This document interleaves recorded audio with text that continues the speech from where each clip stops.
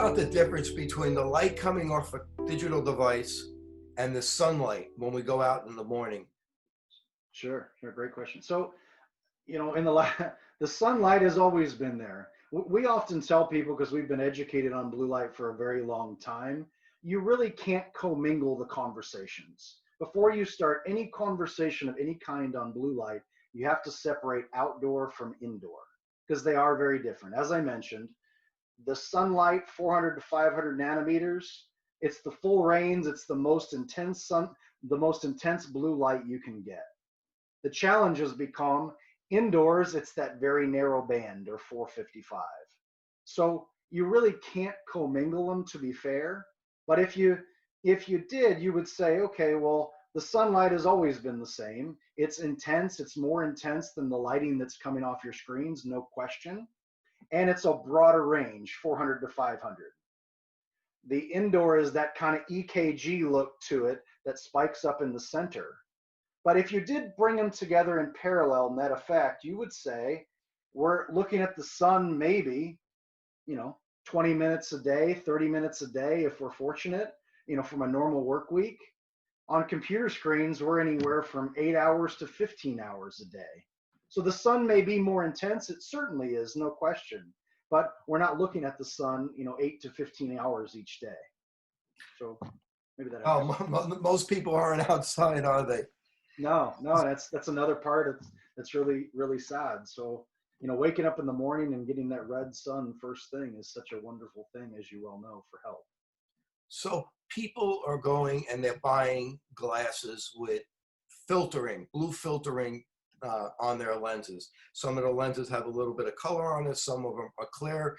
Even in the drugstore, they have over-the-counter glasses now that have a filtering that they claim that have blue filtering. How do we know it's at 455, the really dangerous area coming off the digital devices, that we're going to be protected? Sure. Yeah, great question. There's a couple ways you can look at that. So there's basically four ways you can block light, and I'll be brief. One is a coating, which is something that you're alluding to. It looks like you can look at someone's glasses and it looks like a bright blue is coming back at you, right? There's certainly these more clear lenses, which I think you're referring to. And then on the polar end of the spectrum is these dark orange glasses that are out there, which they basically just take them and tint them, drop them in a dye like an Easter egg to get them ultra dark. And so if you look at the two spectrums, you would say the blue light AR and these clearer lenses, maybe with the exception of like Felix Gray, which is an online provider, but with the exception of that, their clear lenses really aren't touching 455 in any way.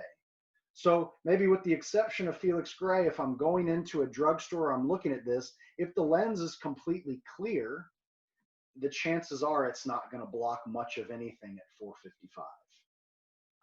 Conversely, if it's a crazy dark lens over here, unless it's made with a certain technology, you're going to block some of the blue, which is great, but you're going to cause a massive color distortion, whereby your work world is going to be affected in a pretty big way. And as you mentioned earlier, your visual system can get messed up pretty badly.